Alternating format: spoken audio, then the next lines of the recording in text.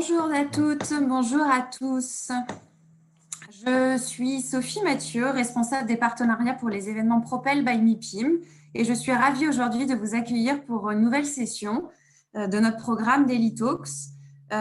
Aujourd'hui, nous avons une session donc en français, vous l'auriez compris, une session pour préparer l'avenir, ou plutôt le nouveau présent. Qu'est-ce que la situation sanitaire a changé et changera dans le métier de broker? Et pour parler de ce sujet, j'ai le plaisir aujourd'hui d'accueillir David Bramy, qui est cofondateur de Point de Vente, pour partager sa vision. Bonjour David, comment vas-tu? Bonjour Sophie, tout va bien, merci beaucoup. Ravi de t'accueillir sur notre plateforme. Juste avant que tu commences, je précise donc qu'il y a une petite section, un petit module où vous pouvez poser vos questions, c'est Q&R. N'hésitez pas à les écrire dès que vous en avez une. David et moi, enfin surtout David, y répondra après sa présentation. Voilà, la parole est à toi. Merci beaucoup. Donc bonjour à tous. Écoutez, on va démarrer dans l'idée tout d'abord. Attendez, je mets juste ma petite tête. Voilà, comme ça je me vois, c'est peut-être plus simple parce que sinon je ne voyais rien. Alors, pour démarrer, on me demande de parler de l'avenir de l'agent immobilier. Alors, c'est un vaste sujet, c'est un sujet assez compliqué parce que pouvoir prédire l'avenir, ça n'a jamais été quelque chose de facile. Il y a beaucoup de gens qui disent que l'avenir sera plutôt facile pour les agents immobiliers, d'autres qui disent que ça va être beaucoup plus compliqué. Donc, tout d'abord, je vais commencer par ce sujet-là. Aujourd'hui, on considère, vous savez, il y a beaucoup de fintech, foodtech, redtech. Voilà, on entend des techs de partout. La révolution numérique grignote beaucoup de terrain. Et pourtant, l'immobilier reste encore immobile, reste encore droit face à toute cette révolution, l'ubérisation massive de notre monde et de notre marché. Alors, pourquoi l'immobilier n'a pas encore été disrupté? Ça, c'est une vaste question, sachant qu'on est un des domaines qui, aujourd'hui, représente le plus, je pense, d'argent par rapport comparable à l'hôtellerie ou comparable au transport comme Uber. Pourquoi les gens encore n'ont pas réussi à nous disrupter? Alors, d'abord, on va commencer par une question. La disruption, qu'est-ce que c'est? La disruption, c'est ce qui n'a pas de valeur ajoutée. C'est-à-dire, le taxi, aujourd'hui, on avait beaucoup de gens qui étaient taxis, mais on peut considérer que n'importe qui peut être derrière une voiture et conduire. Voilà. Il n'y avait pas énormément de valeur ajoutée. C'est ça qui réussit à être disruptable.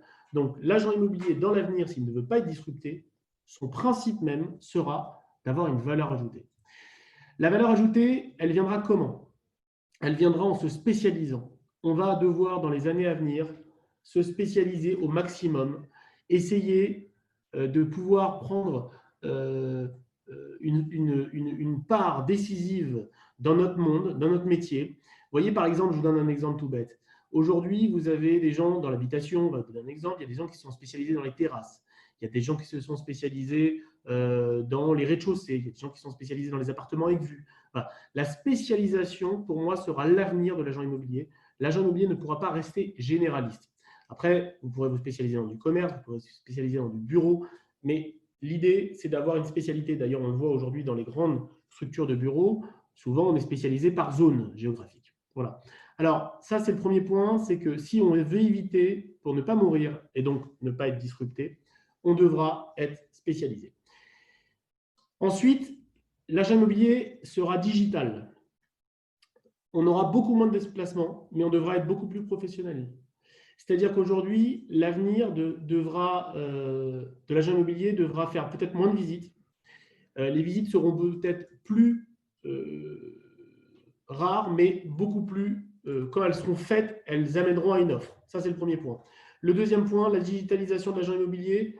Je pense qu'on va avoir une évolution de la transmission de l'information au client. Je m'explique. Aujourd'hui, quel est le parcours client? C'est comme ça qu'il faut penser. Pour avoir l'avenir, il faut comprendre le parcours client. Le parcours client, il est simple. Avant, il y a 20 ans, il y a 30 ans, quand on cherchait un bien, on faisait quoi? On allait devant une agence immobilière, on regardait les annonces en vitrine, on rentrait, le type vous sortait un bouquin énorme avec toutes les annonces. Ça a évolué, on a eu l'arrivée d'Internet. Et aujourd'hui, quel est le parcours client? La première chose que fait un client, il va sur Internet et il tape sa recherche. Donc moi, je pense très sincèrement que l'avenir sera sûrement lié aux réseaux sociaux. Les réseaux sociaux vont prendre une part de marché énorme sur les se loger et autres systèmes de transmission de l'information, les bureaux locaux, les se loger, les logiques IMO et peu importe. Et je pense que soit ils vont racheter ces concurrents, soit ils vont créer eux-mêmes. C'est tellement beaucoup plus logique, par exemple, quand on voit une belle annonce, de mettre juste un arrobase avec le nom de son ami, que d'être sur ce loger, de faire appuyer, partager ou autre. Donc, je pense que l'avenir sera social. Ensuite, on le voit aujourd'hui avec, par exemple, JLL alors j'essaye de vous partager quelque chose avec mon écran, mais je ne suis pas sûr d'y arriver. Je voulais vous mettre une belle photo. Bon, c'est pas grave. Non, bon. J'avais une belle photo de la salle immersive de JLL. JLL a créé à Londres une salle immersive. Donc, on rentre, on est sur un canapé et on est en totale immersion. On a à gauche la rue et le Street View. On a au milieu la visite virtuelle du bien. On a à droite toutes les données de data qu'on a besoin. Et on a l'agent immobilier qui est devant vous, en fait, et qui vous fait visiter des biens comme ça, sans vous déplacer de votre canapé. Je pense qu'il y aura dans l'avenir beaucoup de visites comme ça. Donc, moins de déplacements, moins de contraintes et beaucoup plus d'engagement du client. On ne peut pas parler de l'avenir de l'agent immobilier sans parler de l'intelligence artificielle. L'intelligence artificielle, pour moi, ne sera pas… Enfin, après, il y a beaucoup de gens qui le voient comme un défaut, un problème. Moi, je le vois plus comme une qualité. L'intelligence artificielle va être adossée à l'homme. Elle ne va pas détruire l'homme. Après, peut-être que je me trompe. Peut-être que ce sera nos petits-enfants qui auront ces problèmes. Mais en tout cas, dans l'avenir, à 10, 15 ans, l'intelligence artificielle va nous aider à gagner du temps. Je donne un exemple tout bête. L'agent immobilier de base, combien de temps il perd à faire une fiche? Dans l'avenir, je pense qu'il faut absolument que l'intelligence artificielle, on mette tous les documents, donc son mandat, moi je fais du commerce pour le bail, la quittance, l'ensemble des documents comme ça, et le logiciel vous fera directement votre fiche. Voilà, vous enverrez tout sur un logiciel et votre fiche sera prête. Voilà. Je pense que l'intelligence artificielle va nous permettre de pouvoir évoluer et d'avoir des vraies réponses à apporter à nos clients beaucoup plus rapides. Et je pense, vous savez, quand on a peur de l'intelligence artificielle, il y a quelque chose que l'intelligence artificielle ne remplacera jamais. L'intelligence artificielle ne remplacera jamais la confiance. Vous savez, avoir confiance en quelqu'un, on ne peut pas avoir confiance en un ordinateur. Un ordinateur, c'est binaire. Un ordinateur, ça a été programmé par l'homme. Enfin, pour l'instant, peut-être que dans 50 ans, cette vidéo sera revisionnée et qu'on dira, mais tu vois, il ne pensait pas les gens. En tout cas, aujourd'hui, la confiance ne peut pas être donnée à un ordinateur. Donc, quand on a un feeling avec quelqu'un et que cette personne vous dit « moi, je crois que cet emplacement est bien, je crois que cet appartement est bien pour vous, je pense que l'ordinateur ne pourra jamais le faire. » Voilà. Donc, on devra être beaucoup plus professionnel pour pouvoir apporter et rassurer les gens et apporter du professionnalisme. Voilà. Je pense aussi… Alors, attendez, je fais juste une petite pause, je bois un peu de café. Elle est sérieuse, elle est à côté de moi. Mon assistante, elle travaille, elle vous le fait en anglais, c'est super, on peut la féliciter, elle s'appelle Elona. Alors, l'agent immobilier de demain devra être réglementé. Je pense qu'on a un problème aujourd'hui, on a un vrai problème, c'est qu'aujourd'hui, l'agent immobilier, il a une mauvaise image. Pourquoi il a une mauvaise image? J'aimerais bien qu'on puisse me répondre sur le chat. Je ne sais pas s'il y a un chat ici. Il y a un chat, Elona? Oui, il y a un chat, David. J'aimerais bien que il y a d'en converser. Alors, tous ceux qui sont dans le chat, si vous pouvez me donner votre avis, pourquoi l'agent immobilier a une mauvaise image? Et après, en même temps, je vais continuer, mais je vais vous donner mon avis. J'aimerais bien avoir certaines personnes. Ceux qui sont en anglais, I just want to know if there is a bad image of the broker real estate. Profil trop commercial de vendeur. Je suis d'accord, Laurence. trop commercial, l'humain passe après malheureusement. Je suis d'accord, Jeanne? Alors moi, je vais vous donner mon avis, mesdemoiselles, ou mesdames, pardon. Pour ouvrir une agence immobilière, il faut un diplôme. Moi, quand j'ai ouvert mon agence immobilière, il m'a fallu un diplôme. J'ai un master 2, donc j'ai pu ouvrir un diplôme. Mais pour recruter des gens dans ma structure, il m'a fallu rien du tout. Alors oui, on va me dire, parce que j'en ai parlé un jour à la FNAI, mais on m'a dit oui, mais il y a une obligation parce que parfois il fait passe-plat. Bon, Alexa, je n'ai pas tout compris, mais vous me développerez. Ce que je vous disais, c'est que l'agent immobilier, aujourd'hui, pour moi qui ai une agence, je dois avoir 40 collaborateurs ou 50 collaborateurs, je prends n'importe qui, je le fais travailler, il démarre dès demain. Ce qui n'est pas normal. Il y a beaucoup de métiers comme ça où c'est réglementé. Ce n'est pas normal que n'importe qui peut devenir agent immobilier. Le lundi, il se dit je vais être agent immobilier. Le mardi, il devient agent immobilier. Et ce type-là, qui a un manque total de professionnalisme, se retrouve face à des gens qui vont se dire mais il n'est pas sérieux ce type-là. Et l'ensemble de la profession va en pâtir, y compris, d'ailleurs, il y a qui dit, je pense, beaucoup de collaborateurs n'ont pas les représentants entreprises, c'est le plus. Voilà. Donc, je pense, c'est que l'image entière de la profession doit être réglementée. Mais c'est que mon avis, mais c'est ce qui fera qu'on ne sera pas disrupté. En fait, je ne dis pas ça pour embêter quiconque. Je dis ça pour éviter que nous-mêmes, ouais, Laurence, il y a du boulot, mais on n'a pas le choix. Je dis juste ça, que nous-mêmes, on n'a pas le choix. Si on ne veut pas se faire disrupter, si on ne veut pas qu'on n'ait pas de valeur ajoutée, on ne pourra pas ne pas être réglementé. En Belgique, pas de carte professionnelle personnelle, donc non identifiable au comptant. Ah ben, j'ai mal. Bon, alors on est encore mieux en France. Alors, un manque de professionnalisme. Oui, en tout cas, vous voyez que nous-mêmes, je ne sais pas si vous êtes tous brokers dans cette conférence, mais nous-mêmes, on reconnaît qu'il y a beaucoup d'entre nous qui avons un manque de professionnalisme. Et même moi, quand j'ai démarré, je suis franc avec vous, j'avais fait un master de finance, je n'avais pas fait un master d'immobilier. Donc, je me suis lancé dans l'immobilier alors que je n'avais jamais fait d'immobilier de ma vie. Je pense qu'il y a une obligation d'avoir des bases. On prend quand même parfois, alors on va pas se cacher, des honoraires assez conséquentes. Il y a un minimum de réglementation qu'il faudra avoir. Voilà, on ferme la parenthèse. Ah voilà, en Israël, apparemment, tous les commerciaux doivent être titulaires d'un agrément. Vous voyez, on ne peut pas être n'importe comment commercial là-bas. Bon, on continue dans ma logique. Ma logique est que l'avenir aussi sera un MLS mondial. Je pense qu'on n'aura pas le choix. Soit on va rester dans une logique, enfin, soit on pense, parce que vous savez, une disruption, c'est souvent un tsunami qui arrive. Et un tsunami, on le voit arriver de loin. Après, il y a des gens qui te disent, ouais, mais il va arrêter avant. Et il y a des gens qui se disent, bah non, il ne s'arrêtera pas. Et là, tu prends le tsunami en pleine tronche. Les États-Unis ont toujours eu de l'avance devant nous.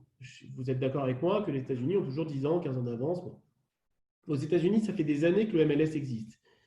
Le MLS, c'est, oui, pardon, pour ceux qui ne savent pas ce que le MLS, c'est le Multiple Listing Service. C'est en fait un ensemble, un logiciel qui regroupe toutes les annonces immobilières. Donc, c'est comme si vous aviez un SeLoger où il y a toutes les annonces immobilières et vous avez un client qui vient à votre bureau et vous pouvez faire une sélection de produits de tous les produits qui sont sur le marché aujourd'hui. Ça permettrait d'avoir, comme aux États-Unis, 94%, j'ai regardé la stat juste avant la conférence, 94% des mandats qui sont exclusifs. Donc en fait, aux États-Unis, c'est logique de donner un mandat exclu. Ça n'existe pas de donner des mandats simples à Pierre, Paul ou Jeanne. Alors, pourquoi le MLS aura une obligation pour moi, à un moment ou à un autre? C'est que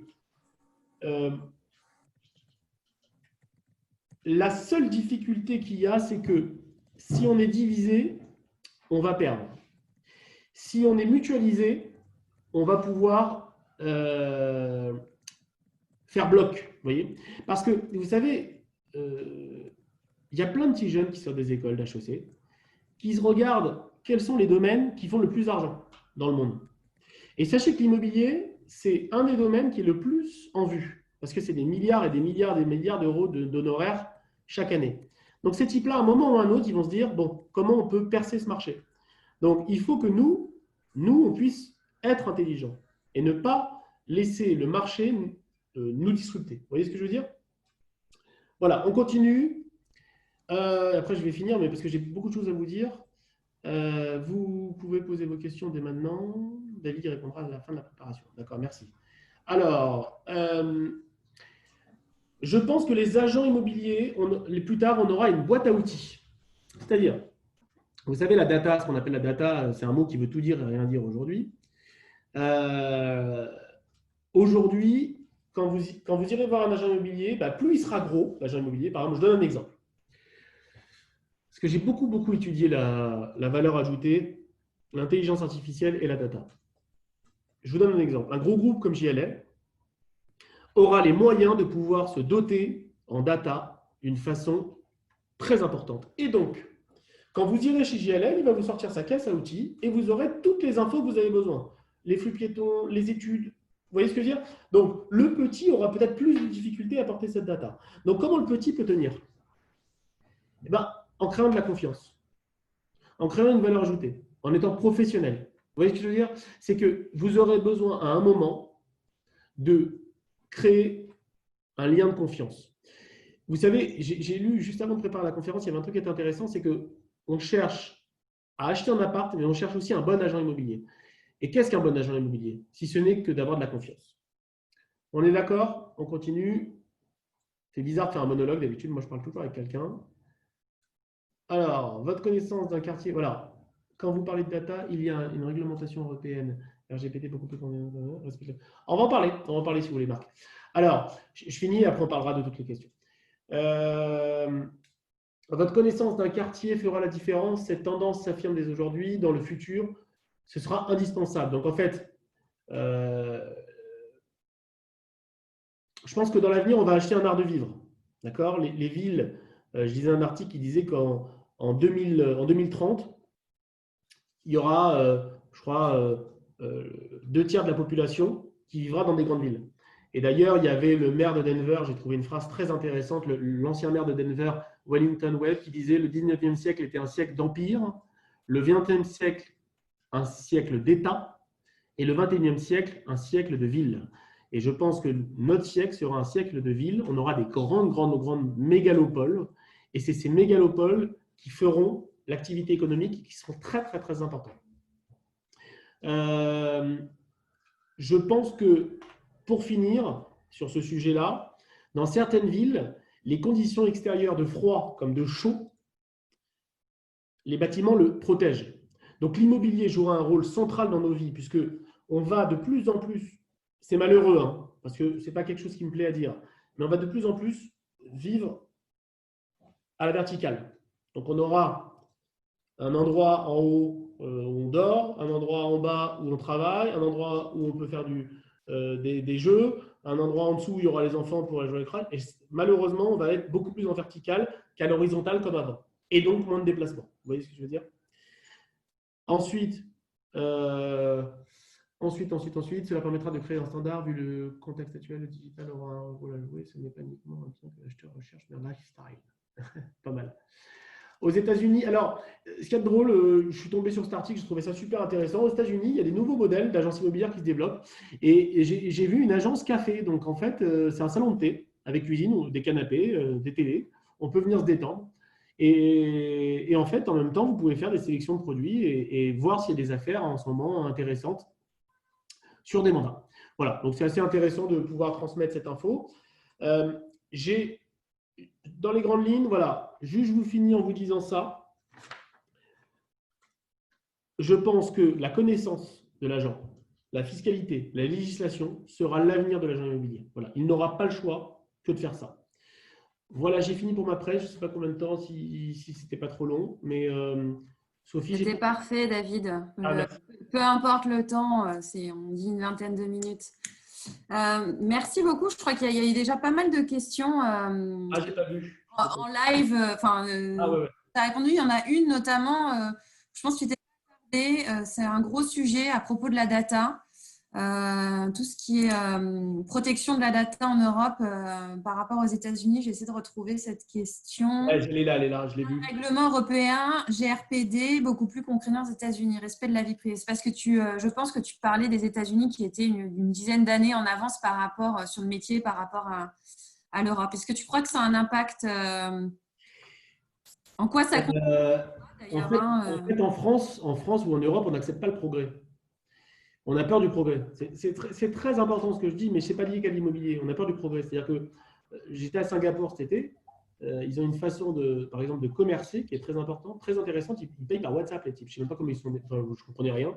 Et ils payaient avec leur WhatsApp, avec un WeChat. Enfin, et en France, si tu commences à dire, bah, attends, paye avec ton WhatsApp, les gens ils vont dire, attends, non. Mais et en fait, d'ailleurs, c'est malheureux parce qu'on a été un peuple qui était un peuple numéro un partout pendant des années, au 19e siècle.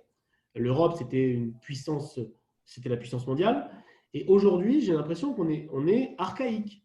C'est-à-dire que dès qu'il y a une nouvelle technologie, on nous dit qu'il ne faut pas. Dès que, je ne sais pas, par exemple, tous les pays du monde ont très très vite accepté le fait de pouvoir être tracés pour éviter le Covid. Sauf erreur de ma part, mais je pense que l'État, s'il veut nous tracer, il n'a pas besoin d'une application Covid. Et en fait, on est tout le temps on régresse beaucoup. On est dans une logique de régression. Et donc, le RGPD, c'est un peu dans cet esprit-là. Je ne dis pas qu'il ne faut pas respecter la vie privée des gens. Je dis juste qu'à un moment, il faut avancer. Sinon, le progrès ne nous attendra pas. Du coup, il y a Laurence qui est dans le chat qui rebondit en disant: est-ce que la CNIL est trop protectrice? Gros sujet, vaste sujet. Ouais, non, mais pour moi, on est trop protecteur. Mais après, enfin, je ne veux pas revenir sur un débat qu'on avait, mais c'est comme quand il y avait les attentats. On disait il faut tracer, je ne sais plus c'était quoi pour les attentats, et on disait ne faut surtout pas. Mais si ça peut sauver des vies, en fait, je vais te dire quelque chose, Sophie. Le monde il avance et le progrès il avance. On ne pourra pas empêcher le progrès. Est-ce que tu vois ce que je veux dire? Tu ne pourras pas empêcher le monde d'avancer. L'être humain, il a été créé comme ça. L'être humain, il a besoin d'avancer, il a besoin d'aller toujours de l'avant. Vouloir arrêter l'érosion de la mer, c'est pas possible. Vouloir arrêter le soleil de se lever tous les matins, c'est pas possible. Donc en fait, on fait que perdre du temps. Et en perdant du temps, on laisse la place aux Américains, aux Chinois, à toutes ces personnes-là d'aller beaucoup plus vite que nous. Et nous, on est à la traîne. Et on passe de première puissance mondiale à quatrième, à septième, à dixième. Et en fait, c'est qu'à force de faire, à force d'avoir ces logiques-là, eh ben, on régresse. Donc oui, respect de la vie privée, mais il y a un moment, de toute façon, ce qui me font rire, et je vous le dis du fond du cœur, quand vous acceptez les conditions générales de Google, vous donnez plus sur votre vie privée que ce que l'État voudrait, et ce que la CNIL voudrait. Et pour parler d'un sujet autre que la data et la vie privée, sur la situation sanitaire avec le Covid, le confinement, etc., en quoi ça a eu un impact, ça a changé? Alors, il y a deux points en termes de business. Évidemment, c'est un impact sur le métier d'agent immobilier, sur le business des agences. Mais en quoi ça va changer la mentalité, en fait? Ça l'a peut-être, c'est peut-être déjà en train de changer. En quoi ça la change? Et du coup, parce que ça, je suis sûre que ça va la changer, tu en as un peu parlé au début. Et surtout, quels outils vraiment ils doivent impérativement mettre en place, en fait, pour… Je peux me permettre, Sophie? Ouais. L'être humain est complètement amnésique. Et je pense que même si on espère changer, je ne pense pas que beaucoup changeront. Ça, c'est très intéressant, c'est très important ce que je vous dis. Je le pense. D'ailleurs, j'ai été interviewé hier par Business Immo et aussi sur le Parisien, et on m'a demandé. Et moi, je reste persuadé que l'être humain veut le changement et on ne change pas. Donc, je ne suis pas spécialement d'accord avec le fait que l'être humain va changer. Je vous le dis. Parce que moi, j'ai même des remarques. J'ai entendu quelqu'un, enfin, je vous dis, moi, je trouvais ça ahurissant. J'ai écouté sur un truc Facebook une vidéo où un type disait non mais attends, c'est pas grave, ça y est, la Terre, en fait il reprenait sa bagnole, il disait ça va, la Terre on l'a fait respirer pendant 2 mois, donc on peut y retourner. En fait, Sophie, malheureusement l'être humain il est comme ça en fait, et tu sais, il y a la face visible de ce qu'on a envie de dire. Donc moi j'ai pas envie de mentir, en fait je suis pas quelqu'un qui vient dans un live pour dire oui vous inquiétez pas, mais bien sûr, mais ça va évoluer. Non, l'être humain il est maso, enfin il a un problème, on est tous voilà. Alors, dans mon avis, par contre, ce qui va changer, c'est 3 choses. Dans les commerces. Les commerces vont énormément évoluer sur le sanitaire. C'est-à-dire que je pense qu'il y a quelque chose qui va changer dans la mentalité des gens. On va faire beaucoup plus attention. Et je pense, malheureusement, et ça c'est mon avis, Je pense que peut-être le corona va s'estomper, je l'espère. Et je pense qu'on va réavoir des maladies chroniques comme ça qui vont arriver. Je pense que l'avantage qu'on a aujourd'hui, c'est qu'on est préparé à ça. Les États, je parle, les États maintenant sont préparés. On n'est plus, je ne pense plus qu'il y a un seul État sur Terre qui acceptera de ne plus avoir de masque, qui acceptera de ne plus avoir d'appareil réanimateur. Donc, bien évidemment, les États vont se préparer, les magasins et nous-mêmes, on va s'habituer à ça. Vous savez, pourquoi je vous dis que l'être humain est bizarre? Parce que l'être humain s'adapte à tout. Quand du jour au lendemain, on nous a appelés, on nous a dit, voilà, il faut rentrer chez vous et vous ne bougez plus. On a tous pris une sacrée claque dans la tronche. On est tous arrivés chez nous et on s'est dit, bon, on fait ce qu'on fait. Voilà. Alors, pourquoi je dis ça? Vous allez dans un pays chaud ou un pays humide. Au début, vous ne respirez pas l'humidité. Et au bout de 3 jours, vous ne la sentez plus. C'est pareil. C'est pareil pour la douleur, c'est pareil pour la difficulté, c'est pareil pour la mentale. Pareil pour les crises sanitaires, on va s'y habituer. Malheureusement même, on peut s'habituer à du terrorisme. Vous voyez, parce qu'à un moment, on était… Donc, ce que je veux dire par là, c'est que l'être humain s'habitue à tout. La seule chose, c'est qu'il ne faut pas qu'il y ait de changement de mentalité trop rapide.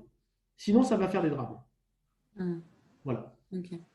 J'ai une autre question assez concrète, celle-là. Je suis agent immobilier, j'ai 10 000 € à investir. Imaginons, je suis dans le meilleur des mondes. Je fais 10 000 € à investir pour innover dans mon activité. Je fais quoi?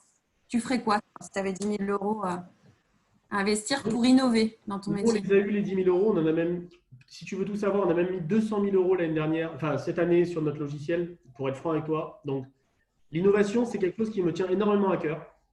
Que tu saches qu'on a monté notre groupe il y a 10 ans. On a créé le groupe déjà sans papier. On n'a jamais eu de papier chez nous. On a été le premier. En fait, on a commencé avec un prestataire. On a vu que le prestataire, il n'allait pas assez vite. Le problème, c'est que, tu vois, je suis toujours dans la logique d'aller vite, moi. Enfin, je reste persuadé que le progrès, il va tellement vite. En fait, le monde, il court aujourd'hui. On est en train de courir. Et je vois des gens marcher en France.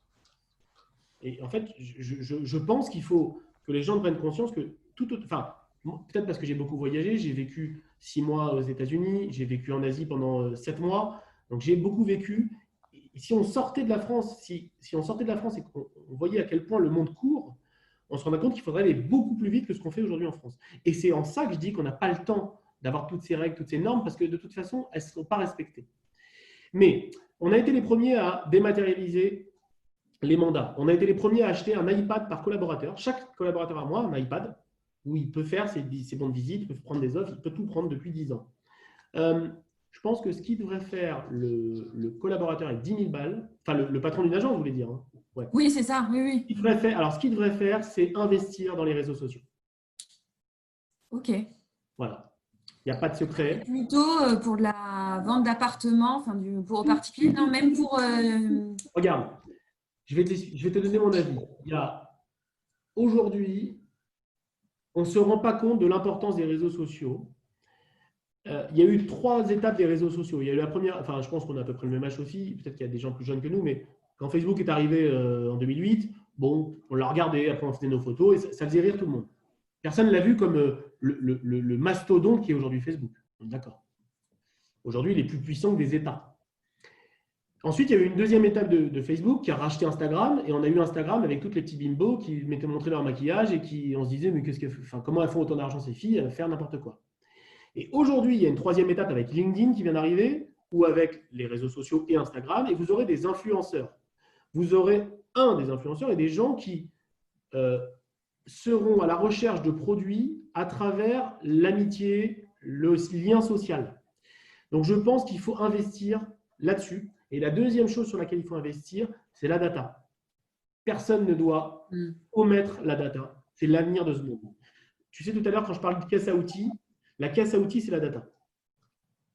Tu auras beau avoir le meilleur bagou, tu auras beau créer la meilleure confiance du monde, si tu ne seras pas capable dans 3 ans de dire que devant ce commerce, le flux piéton est de, 200 personnes par heure, tu ne seras pas bon. Parce que tu ne seras pas professionnel. Ok, donc influence, data et réseaux sociaux. Si on revient sur l'immobilier de commerce, et on sait qu'on en a beaucoup parlé et la crise sanitaire a eu un impact assez important. Peut-on imaginer retrouver le même niveau d'activité dans les grands centres commerciaux ou bien la crise a-t-elle donné un coup d'arrêt au modèle des grands lieux de commerce physique? Et du coup, peut-être une opportunité pour les commerces de centre-ville qui souffraient avant la crise. Encore une fois, c'est un peu trop tôt pour te dire parce que Ouais. les centres commerciaux n'ont pas encore totalement réouvert. Alors, moi, aussi bizarre que ça peut te paraître, j'ai deux choses à dire. La première, c'est que, d'ailleurs, je vais faire un post sur les réseaux sociaux demain, je te le dis en amont, où je parle de cette semaine, comment elle s'est passée. Figure-toi que notre site, c'est environ 800 à 900 visiteurs uniques jour. D'accord, environ. Les 2 premiers jours, j'étais à 2 doigts de mettre une corde et de me pendre. Les 2 premiers jours, j'étais au bout de ma vie en me disant, mais attends, c'est la catastrophe, rien ne sonne. Et jeudi et vendredi, on a eu 850 visites sur le site. On a pris des offres dans tous les sens. Le téléphone s'est remis à sonner. Et rebelote lundi, et aujourd'hui, c'est la même chose. Donc déjà, il y a quelque chose, c'est important de transmettre ce message à l'ensemble du marché, c'est que j'espère juste une chose, je croise les doigts, que ça va continuer, parce que ce n'est pas un effet qui s'essouffle, mais déjà, c'est un message qui est très important, c'est que franchement, ça bouge énormément. Donc ça, c'est le premier point. Le deuxième point, pour revenir, donc nous, les lieux commerce, c'est pour ça que je te réponds à cette question. Deuxième point, est-ce que les centres commerciaux vont beaucoup plus souffrir? Je ne sais pas. Je ne sais pas parce que, bien évidemment, je prêcherai pour ma paroisse en disant que le centre-ville restera toujours le centre-ville. La seule chose, c'est que je pense que les centres commerciaux, en fait, je pense que la clientèle des centres co n'est pas la clientèle des centres-villes. En fait, tu dois avoir 30% qui est une clientèle centre co, tu dois avoir 30% qui est une clientèle centre-ville, et au milieu, c'est 30% qui se bagarrent un peu. Tu vois, 30-40% qui se bagarrent un peu. Et c'est là que je ne sais pas encore comment les tendances vont évoluer. Et tout dépend comment les centres commerciaux mettent en place les crises sanitaires et autre chose. Ok, donc c'est à voir. Une toute dernière question, si tu as encore 2-3 minutes. Pas du temps. D'ailleurs, je vois beaucoup de gens qui parlent en anglais. Si vous voulez. Ouais, il y a une discussion, il y a pas mal de. Elona, il y a beaucoup de gens qui parlent avec Elona, ouais, je vois ça. C'est pas mal de monde qui rebondit sur ce que tu es en train de dire. Moi, j'ai une question de Thierry qui te demande quelles pourraient être les bonnes utilisations des nouvelles technologies comme l'IA ou la VR dans notre métier. Ok. Alors, nous, on a fait, Thierry, pour te répondre. Thierry, tu fais, si je peux te poser deux petites questions dans le chat. Est-ce que toi, tu fais de l'habitation? Tu es dans quel domaine que je puisse te répondre plus spécifiquement à ton domaine? En attendant que tu répondes, Thierry, je vais d'abord répondre un peu à ta question. Alors, déjà, tu me poses deux questions qui sont différentes. L'intelligence artificielle et la VR, c'est c'est deux choses différentes. L'IA, pour moi, sera inévitable. Mais l'IA sera inévitable dans tous les domaines, pas que dans l'immobilier. La deuxième chose, c'est que l'IA va nous permettre de pouvoir gagner du temps. Moi, je le vois plus comme un gain de temps que autre chose. Enfin, en tout cas, à notre génération. Peut-être que la génération de nos petits-enfants ou nos enfants, peut-être nos enfants, parce que ça va tellement vite en ce moment, peut-être la génération de nos enfants, ça sera un défaut. Je suis impliqué dans l'immobilier d'entreprise en Espagne. En Espagne. Cool. Alors, ok. Donc, ce que je veux vous dire par là, c'est que voilà, pour moi, l'intelligence artificielle, et en fait, j'ai parlé avec beaucoup d'amis à moi qui ont aujourd'hui je vous dis, hein, l'avis que je me suis fait. J'ai des amis qui développent des logiciels d'intelligence artificielle. Et en fait, dans quelques années, les vendeurs de software comme Windows ou tous les autres grands vendeurs de software, SAP, tout ça, en fait, ils vous vendront un logiciel. Ça va se passer comme ça dans l'avenir, hein, parce que c'est comme ça qu'ils m'ont expliqué. Vous aurez, Thierry, un logiciel et vous aurez des add-ons. Vous savez, un peu comme un jeu vidéo, vous avez rajouté, tiens, pour avoir des armes, il faut avoir ça, pour avoir une voiture, il faut avoir ça. Et bien, ça sera pareil. Et en fait, vous aurez un logiciel de base et vous voulez pouvoir proposer le flux piéton à vos clients, tiens, c'est une option, tu payes. Tu veux pouvoir proposer ça, tiens, tu payes. Et en fait, ça sera ça. Et donc, l'intelligence artificielle sera des add-ons, sera une aide que tu pourras apporter. Et donc, ce qui m'embête, on restera toujours sur le riche et le pauvre, c'est que plus tu seras une grosse boîte, plus tu seras riche et plus ta boîte à outils sera grosse. Et plus tu es petit, comme aujourd'hui d'ailleurs, mais plus tu es petit et moins ta boîte à outils sera grosse. On prend un exemple, une énorme boîte comme JLL, aujourd'hui est capable d'apporter une valeur ajoutée en termes de professionnalisme à un client quand tu vois les dossiers qu'ils font, par rapport à une petite agence de quartier, ce n'est pas comparable. Et bien, ça sera pareil plus tard. Pour répondre au VR, alors attends, Marc, dans l'IA, qui détiendra les infos suivant la réglementation RGPD européenne réglementaire? Excusez-moi les termes, Marc, mais ça sera, pardon, mais ça va être la foire à l'empoigne. Pour moi, je vous le dis, elle est bizarre cette phrase que je vais vous dire, mais pour moi, les États sont dépassés par les événements. Pour moi, les États ne sont même plus enclins à pouvoir maîtriser quelque chose. Pour moi, les États ne font plus leur rôle au niveau des GAFA. On le voit bien, Amazon, d'ailleurs, j'avais poussé un coup de gueule un jour dans une conférence que j'ai donnée où je disais, Amazon, on leur interdit, il y a la justice qui leur dit, votre labo, vous devez le fermer, enfin, votre distribution, vous fermez tous vos trucs en France. Ils ont répondu quoi? Pas de problème, on ferme, on fait livrer d'Italie et d'Angleterre. Donc, ça prouve bien qu'à un moment, les États, pour moi, vont avoir une limite dans cette disruption. Mais bon, ce sera un autre sujet. En tout cas, ce que je veux dire, c'est que pour répondre à la question de la réglementation, j'y crois pas du tout. Je pense pas qu'on arrivera à la réglementer. Et les GAFA vont faire comme ils ont toujours fait jusqu'à aujourd'hui. Ils vont faire ce qu'ils veulent et on dira c'est pas bien. Voilà. Ensuite, sur la VR, par contre, ça c'est l'avenir de notre métier. La VR sera omniprésente et la VR sera partout. Donc, en fait, le type qui aujourd'hui a une société de visite virtuelle, il va devoir vaut mieux investir dans les sociétés de visite virtuelle. Voilà, j'y crois énormément. Voilà. David, que pensez-vous? Enfin, je ne sais pas, je vois encore une question. Si tu as encore 2 minutes, on va dire que c'est la dernière question. Maxime, que pensez-vous? Alors, pensez-vous qu'il est opportun de créer son agence en immobilier de commerce en indépendant dans le contexte actuel?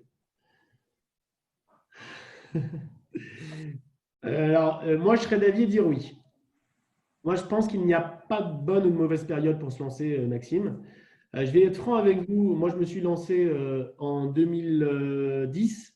C'était la période la plus compliquée parce qu'en fait, il y a eu 2008 et 2008, c'était la crise financière et 2010, ça a été la crise immobilière. Donc, moi, je me suis lancé, j'ai créé mon groupe en 2010. Je pense que c'est beaucoup plus intéressant de lancer son groupe pendant une difficulté que de le lancer pendant une facilité. Parce qu'en fait, vous allez créer vos fondations avec de la difficulté. Donc, quand tout va aller, vous irez beaucoup mieux. Après, si vous voulez, Maxime, on prendra le temps de parler peut-être plus en perso, mais je vais vous donner mon avis. Il faut vous lancer intelligemment. C'est-à-dire qu'il ne faut pas se lancer pour se lancer. Ça ne veut rien dire de se lancer. Vous voyez ce que je veux dire? Il faut vraiment avoir un vrai projet qui est bien étudié. Sinon, vous ne vous lancez pas. Vous vous lancez pour réussir. Sinon, vous ne vous lancez pas, Maxime. Voilà. Bien, ça promet une belle discussion. Je ne sais pas si je sais pas si tu voulais rajouter quelque chose. Non, mais moi, j'aime beaucoup, j'aime beaucoup pouvoir partager avec beaucoup. Donc, voilà, c'est mon plaisir. Aider les gens, aider à nous réunir tous ensemble, c'est vraiment mon plaisir. Quoi. Voilà. Donc, après, si je réussis ça, je réussis tout. Quoi. Et ben, en tout cas, c'est un réel plaisir de t'accueillir. C'était une session hyper interactive. Ça, on adore quand il y a de l'engagement de la part de notre intervenant, mais aussi de la part de l'audience. Et c'est plus difficile à faire quand on est chacun devant nos ordinateurs. Donc, voilà. Merci pour ça. Merci à tous et à très, très bientôt. Merci. Moi, juste pour conclure, je vous donne rendez-vous demain, même heure, 4 heures de l'après-midi, heure de Paris, pour une session qui sera la dernière de cette semaine. On a un long week-end devant nous et une session qui sera en anglais avec Fishwall. Voilà.